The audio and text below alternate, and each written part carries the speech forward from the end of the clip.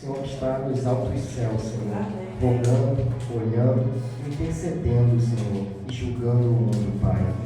Esteja conosco, meu Deus, nesse momento.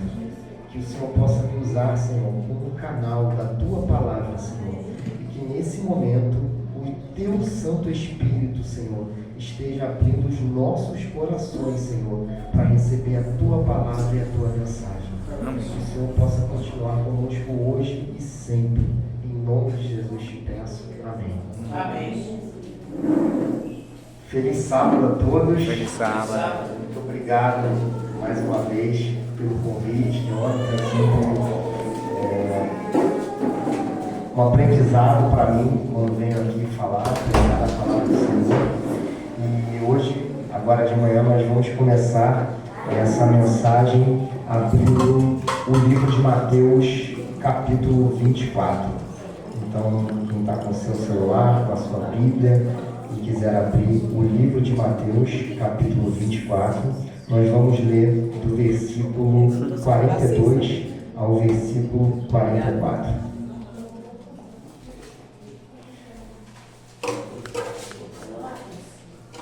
Mateus 24, versículo 42 ao 44, diz o seguinte: Portanto, vigiai, porque não sabeis em que dia vem o vosso Senhor.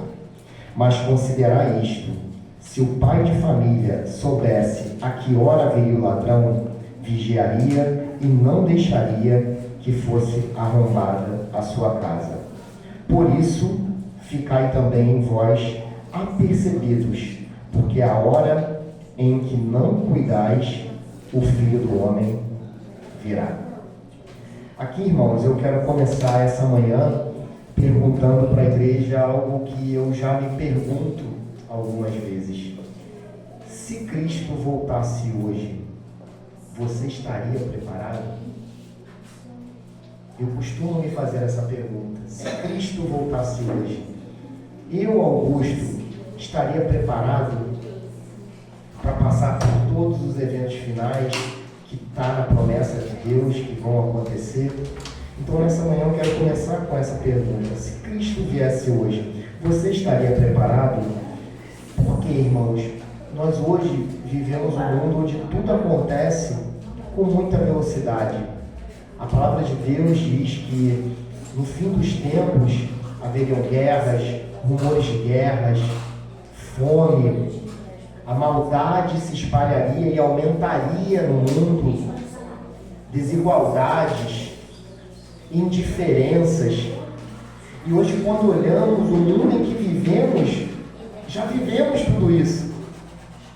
Então, as coisas estão passando com muita velocidade e quase sempre, muitas vezes, eu me pego vivendo no modo automático. E o que é o modo automático? Eu acordo de manhã, faço minha meditação, leio a Bíblia, estudo a lição e daqui a pouco, já em poucos minutos, já tenho que pular para ir para o trabalho, os WhatsApps começam a chegar e etc e tal. E quando você dá conta, já são 6, 7 horas da noite, você chega em casa, às vezes come alguma coisa com a família, já deita na cama e de manhã começa tudo de novo. Muitas vezes vivemos no modo automático das coisas.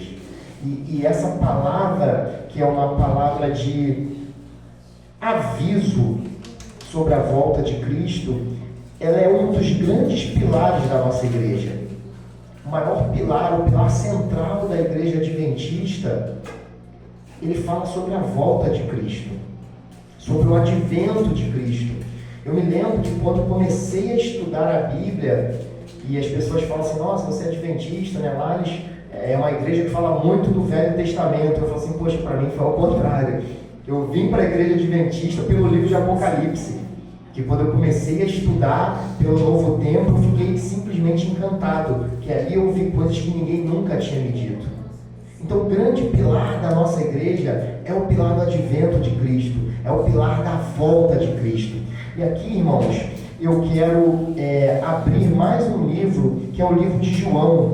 Andando um pouquinho mais para frente, nós vamos abrir aqui João 14, onde eu vou ler aqui do capítulo, versículo 1 ao 3. João 14, do 1 ao 3, diz o seguinte: não se turbe o vosso coração. credes em Deus, crede também em mim. Na casa de meu pai há muitas moradas. Se assim não fora, eu vou teria dito, pois vou preparar-vos lugar. E quando eu for e vos preparar lugar, voltarei e vos receberei para mim mesmo, para que onde eu estou, estejais vós também. Irmãos, aqui recebemos uma palavra poderosa de Cristo, uma das suas maiores promessas, que diz que Cristo vai voltar. Só que aqui primeiro, Cristo diz para a gente, não se turbe o vosso coração. E talvez aqui nessa manhã, eu esteja falando para corações que estejam ansiosos, corações que estejam apreensivos, corações que estejam necessitados de receber mais a presença do Espírito Santo. E aqui nessa palavra, Cristo nos convida a não termos preocupações. E é difícil isso porque, na grande maioria das vezes, ou quase sempre, as nossas preocupações, elas são legítimas. Elas de fato carecem dos nossos pensamentos e meditações. E quem está aqui falando é uma pessoa extremamente preocupada. Eu falo para minha esposa que às vezes eu tenho excesso de preocupação. Os eventos às vezes nem aconteceram e eu estou com a minha mente desenvolvendo o que pode acontecer. E estudos falam que 80% a 90% daquilo que você se preocupa fica no campo do pensamento. Somente 10% daquilo realmente é um problema. Então muitas vezes nos pegamos preocupados, ansiosos, temerosos. E aqui a palavra de Deus vem um convite que eu estou tentando diariamente exercitar e enviar para a minha mente. Toda vez que eu fico preocupado e ansioso, Augusto, não se turbe o vosso coração. E logo na sequência, Cristo vem mostrar algo para desenvolver a nossa fé. Ele vem te convidar a fazer o quê? Credes em Deus e credes também em mim. Ou seja, irmãos, nós precisamos exercitar diariamente a meditação de não turbar os nossos corações, não ficarmos com os nossos corações ansiosos e preocupados, independentemente do grande problema que você está vivendo nessa manhã. E que nessa manhã você consiga sair daqui com a certeza de que você precisa confiar e entregar a Cristo os seus problemas. Agora, irmãos, isso é fácil? Quase sempre não. E de novo, muitas vezes as nossas preocupações são legítimas. São problemas de desemprego, problemas de saúde, problemas familiares, problemas financeiros, famílias desestruturadas. As nossas preocupações são legítimas, mas nessa manhã Cristo quer convidar a você e principalmente a mim a não nos preocuparmos, a aprendermos a entregarmos os nossos problemas a Cristo e tão somente confiarmos nele. E aqui, irmãos, quando fazemos uma conexão dessa grande promessa que Cristo vem nos buscar, podemos voltar no primeiro versículo de Mateus para dizer o seguinte: Ele vai voltar, porém não sabemos quando. E aí eu volto para a pergunta inicial: como você tem se preparado para esse momento? Você tem buscado se consagrar a Deus? Você tem buscado se preparar para esse momento que já está dado, que a Bíblia já nos falou que vai acontecer? Cristo disse na sua grande mensagem: eu voltarei para resgatar você. Mas ele disse: o dia nem a hora ninguém sabe. Então, irmãos, cabe a mim e também a vocês nos mantermos vigilantes, Por isso que a mensagem de Mateus começa com vigiai. Se preparem, vocês jovens, meus filhos que estão aqui, estejam preparados, porque esse evento vai acontecer. E aqui, irmãos, quando analisamos a volta de Cristo, que esse é o tema central da mensagem de hoje, aprendemos aqui em Apocalipse 22:12, quando Cristo diz: eis que venho sem demora. Aprendemos aqui que a volta de Cristo, ela é real e imediata. E quando eu paro para meditar em palavras como 2 Timóteo capítulo 3, que diz que no final dos tempos a maldade se espalharia, as pessoas estariam prepotentes, jactanciosas, arrogantes, implacáveis, inimigos do bem, filhos desobedecendo pais. Quando paramos para ver as mensagens de Mateus 24, que fala de tudo isso que a gente vive, é só você ligar o noticiário, abrir o jornal e você vai ver que exatamente parece que você está lendo Mateus 24. Irmãos, isso se parece quando você vai ao shopping em novembro e vê o shopping iluminado com as luzes de Natal. Ali você está vendo o quê? O Natal está chegando, porque você está vendo a cidade iluminada. O que Cristo está querendo colocar na sua e na minha mente é que os acontecimentos para o grande dia já estão prontos, preparados e acontecendo. Eu comparo isso à mensagem de Natal, que quando você vai ao shopping, você vê lá tudo arrumadinho. Você já vê o seguinte: as pessoas estão se preparando para o Natal. As luzes iluminadas, a cidade com cara de Natal. Aí você no seu coração: opa, Natal está chegando. A volta de Cristo é igual, irmãos. A volta de Cristo é igual. Quando lemos esses acontecimentos aqui, entendemos que todo o campo já está preparado para a volta de Cristo. Porém, como diz em Mateus, não sabemos nem o dia e nem a hora. E aí o que cabe a nós? O que cabe a nós é nos prepararmos. E para isso, eu vou ler aqui uma parábola muito conhecida, que está em Mateus 25. Mateus 25, ele fala sobre a parábola das 10 virgens. A parábola das 10 virgens diz o seguinte: então, o reino dos céus será semelhante a 10 virgens, que tomando as suas lâmpadas, saíram a encontrar-se com o noivo. 5 dentre elas eram nécias, e 5 prudentes. As nécias, ao tomarem suas lâmpadas, não levaram azeite consigo. No entanto, as prudentes, ou seja, aquelas precavidas, levaram azeite nas vasilhas. E tardando o noivo, foram todas tomadas de sono e adormeceram. Mas à meia-noite ouviu-se um grito: eis o noivo! Saí ao seu encontro.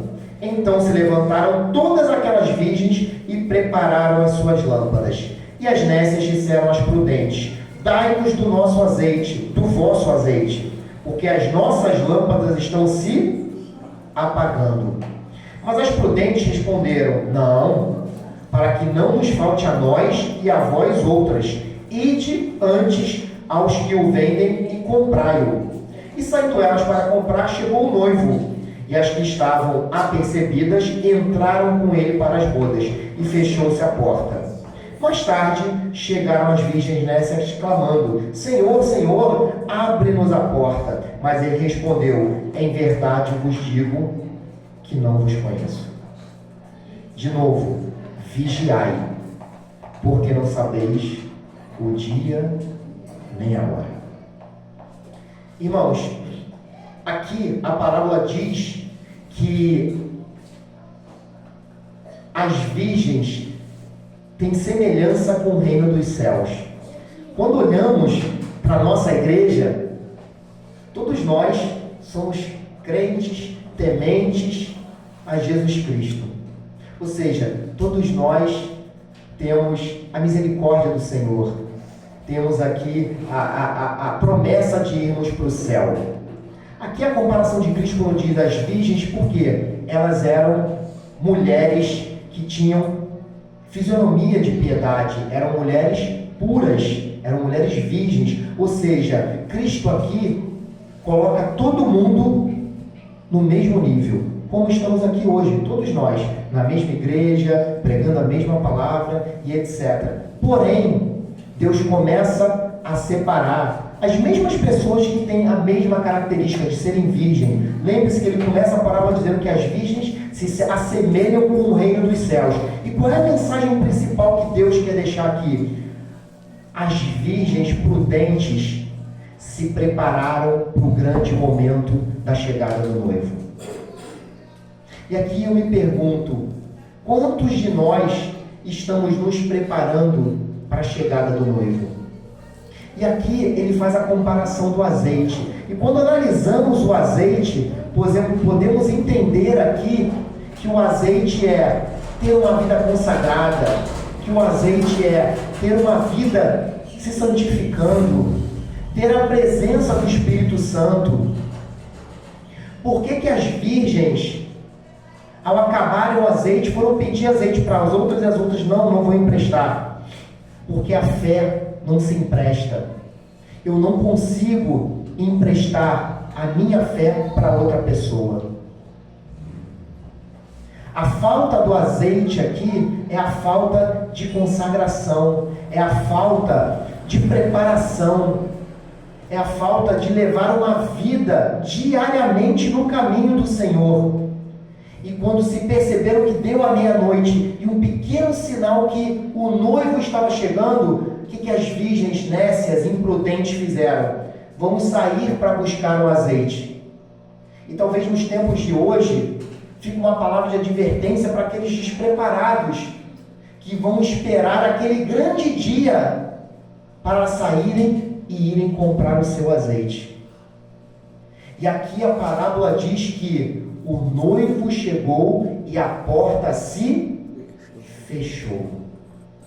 Irmãos, aqui temos uma mensagem solene, que em algum momento da história desse mundo, a porta da graça irá se fechar.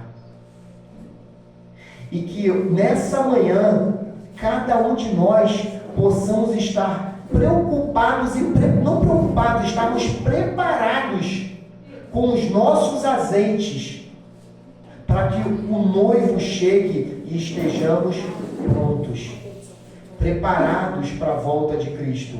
E a gente não seja como as nécias imprudentes, que quando tiver o primeiro sinal da volta do noivo, elas vão sair para procurar o azeite para comprar. Então, irmãos, receba essa palavra de que você e eu precisamos estar com os nossos azeites preparados para a volta de Cristo.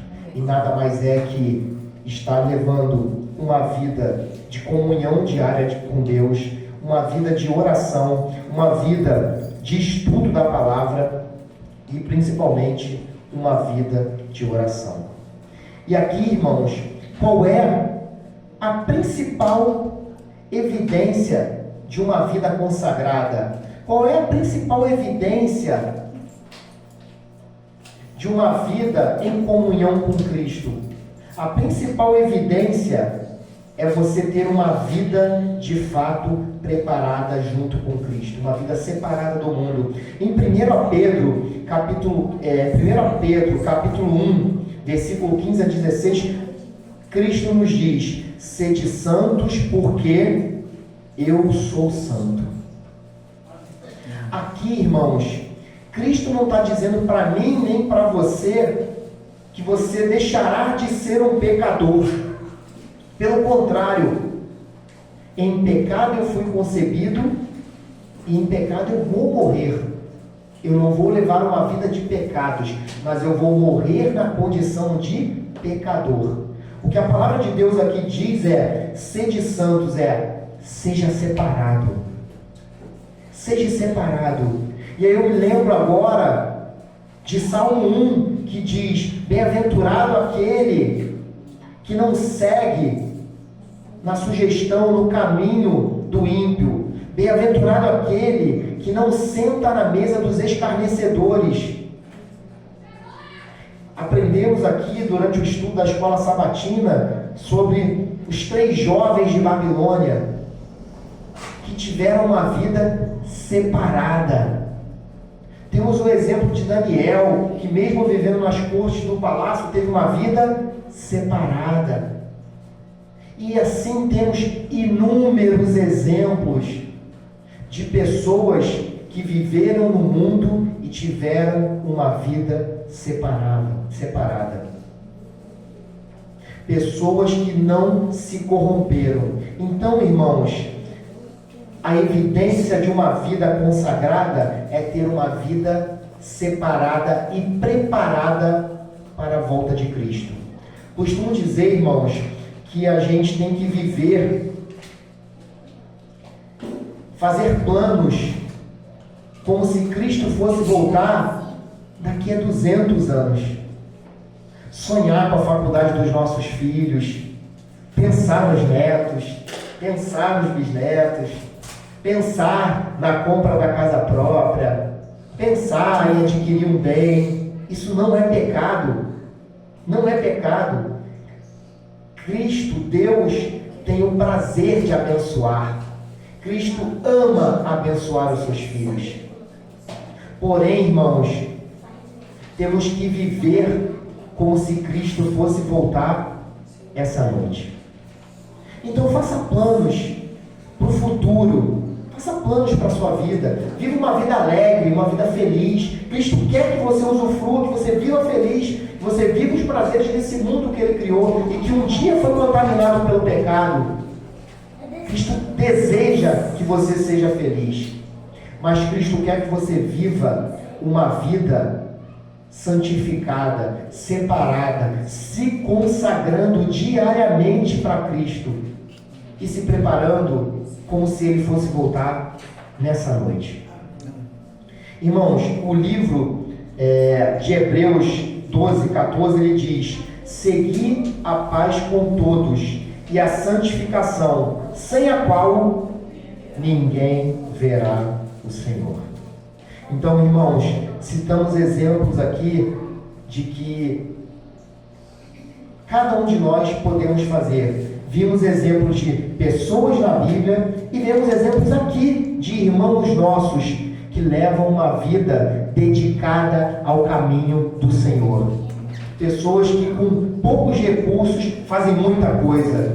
Pessoas que não esperar receber alguma coisa, esperar ter uma estrutura melhor para fazer. Irmãos dessa igreja que mostram que é possível viver uma vida alinhada, atrelada aos caminhos do Senhor.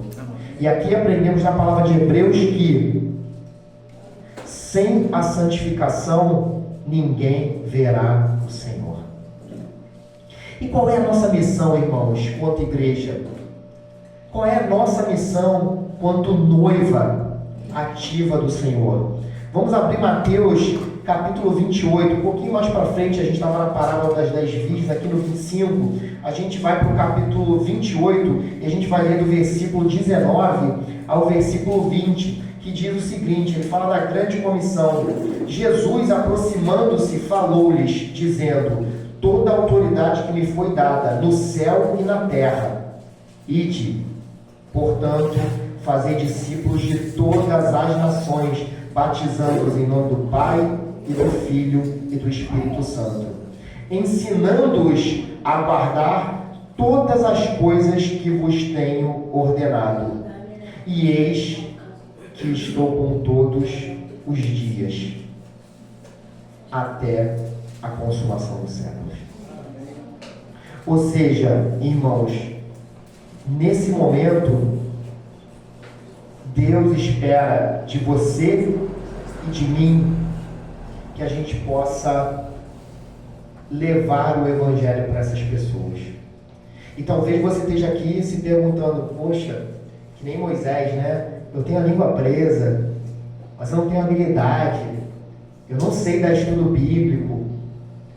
eu não sei pregar, irmãos, Deus te deu dons, e que através de você, mesmo que seja para você falar do seu testemunho, você vai glorificar o nome do Senhor.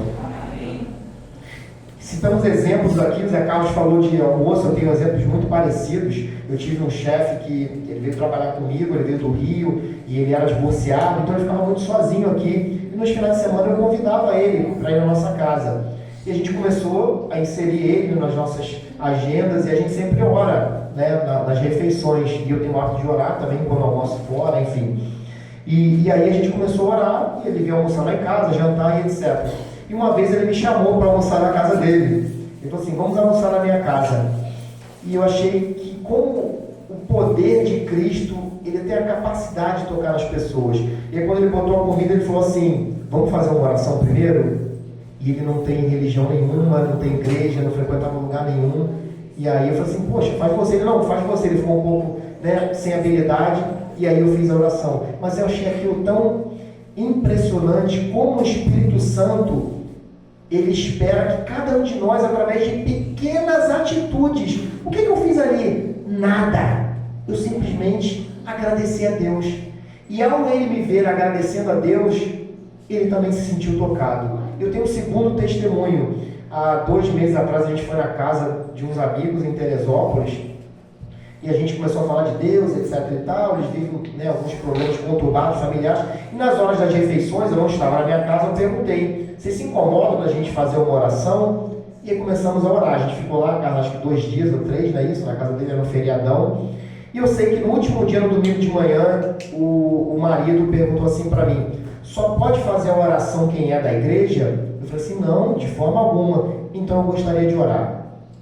E aí ele fechou os olhos, todo mundo, e ele começou a orar. E eu falei assim, gente, como o poder do Espírito Santo, ele assim, ele é mais rápido que um vírus, ele voa com a maior velocidade que ninguém pode imaginar, da luz, do som. Ele é rápido, ele é potente, ele entra nos corações. Naquele momento, aquele homem fez a oração tocado pelo Espírito Santo. Não foi por causa do Augusto. O Espírito Santo toca essas pessoas. Então, o que lemos aqui na nossa missão quanto igreja é: levem a palavra de Deus da forma como vocês estão preparados para levar. Não coloquem rótulos de que, esse aqui o irmão não vai querer, esse aqui não vai querer. E eu vou te dizer uma coisa que eu tenho aprendido, irmãos, ao longo dessa caminhada, pequena ainda, de vida cristã. As pessoas que vocês menos imaginam são as que mais estão abertas para receber a palavra de Deus. A gente participa da organização do encontro de casais da Igreja Central, e a gente sempre está apadrinhando casais no evento, enfim. E aí eu comecei a divulgar isso no meu condomínio. E você imagina, poxa, as pessoas que moram na casa legal, no carro legal, você acha que vive todo mundo bem. E eu comecei a receber relatos de pessoas que falavam assim, nossa, foi a mão de Deus que veio esse convite, porque eu já estava me separando. Eu já estou no 2º casamento, eu só não me separei porque eu tenho 2 filhos pequenos. Aí encontramos um outro relato, olha, casal tal está vivendo uma dificuldade muito grande no casamento. E essas pessoas, irmãos, se assustem, aceitaram de primeira, eu quero participar. Eu preciso participar de um encontro de casais. E eu fico pensando, olha o tamanho da sua e da minha responsabilidade junto ao reino dos céus.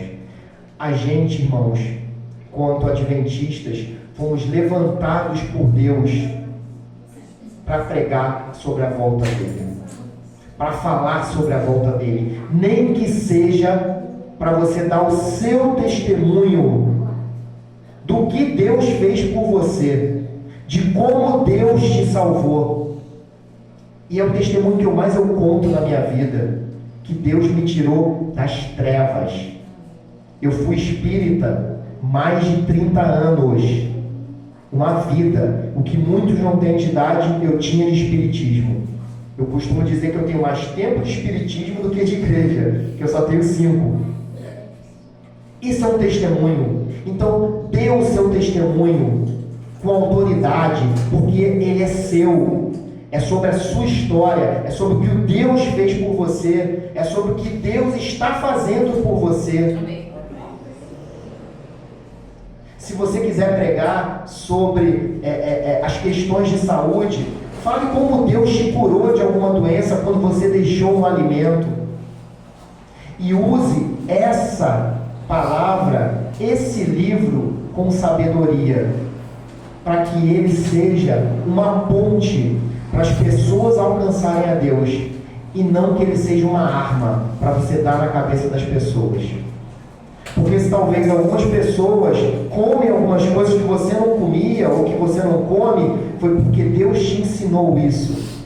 E a nossa missão é mostrar para essas pessoas o que Deus espera que elas façam, com amor, com carinho e com habilidade.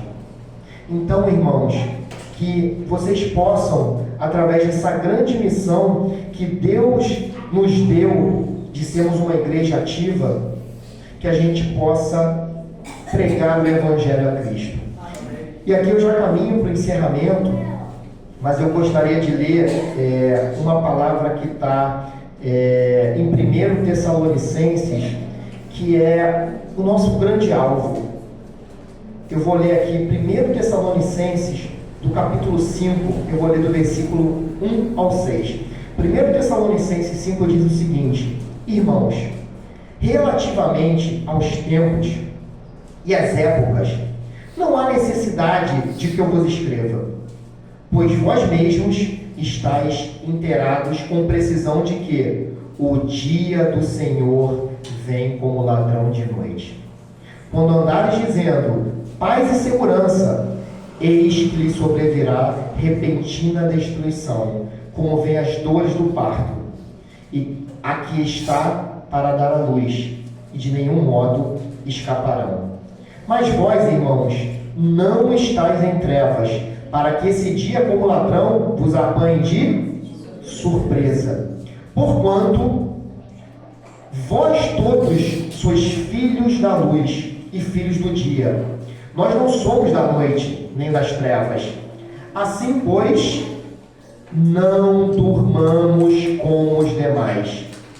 Pelo contrário, vigiemos e sejamos sóbrios. Aqui, irmãos, eu quero encerrar a palavra dessa manhã com essa mensagem de advertência do Senhor, que Ele quer dizer para mim e para você: não durma como o mundo está dormindo. Não estejam desapercebidos como o mundo anda desapercebido, como se você não fosse morrer nunca, ou como se o mundo fosse continuar assim o resto da vida, porque nós somos filhos da luz e nós não andaremos em trevas. Então a principal mensagem aqui é: vigiai-vos, estejam atentos aos sinais, não se escandalizem com o que vocês olham no mundo. Eu costumo dizer que quando as pessoas falam: nossa, o filho matou o pai matou o filho, esses dias vi que o homem largou a mulher para casar com a sogra, coisas assim, aberrações. E por que eu vou me escandalizar? O mundo precisará piorar para que Jesus volte.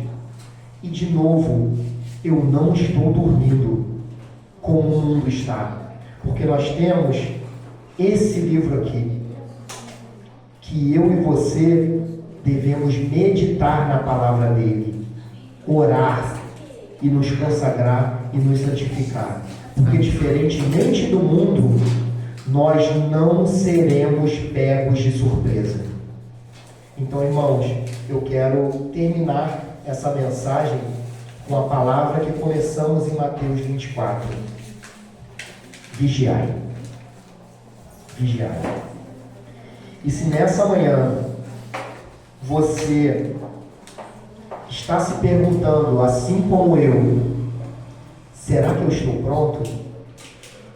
Se nessa manhã você deseja renovar a sua consagração com Cristo, se nessa manhã você quer viver uma vida preparada para a volta de Jesus, nós vamos ter um hino, uma canção musical, e eu peço que você se coloque de pé se você quer renovar a sua consagração com Cristo, se você quer ter uma vida preparada com Cristo. E nesse momento, irmãos, que você feche seus olhos e que você busque receber a palavra que o Espírito Santo tem para você nessa manhã. Amém. A vida, ele jamais foi desamparado.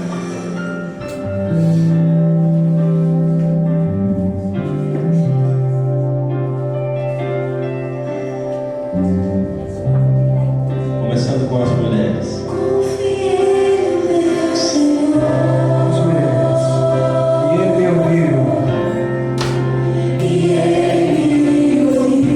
Conta a sua história agora. De quando o Senhor livrou você.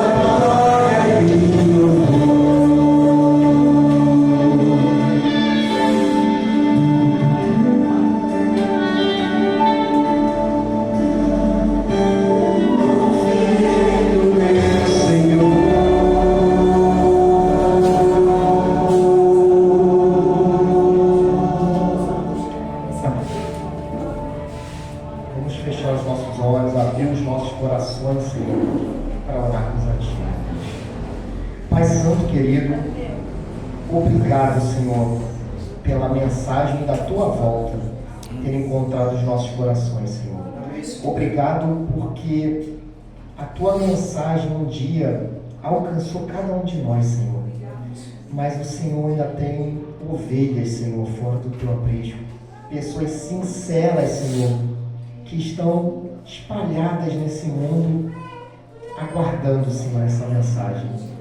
Que o Senhor possa, Senhor, nos dar um espírito de ousadia e de coragem, Senhor, para que a gente leve a mensagem para essas pessoas e que essas pessoas sejam tocadas, Pai, pelo poder do Teu Santo Espírito, Senhor, e que sejam salvas, Senhor, pois o Senhor tem prazer em abençoar. E assim como diz em 2 Pedro, o Senhor só ainda não voltou, Senhor, porque porque o Senhor é longânimo. O Senhor quer que as pessoas se convertam. Outras pessoas estejam aqui, Senhor, recebendo a Tua palavra, a água viva, aquela que ao bebermos não sentiremos sede, Senhor.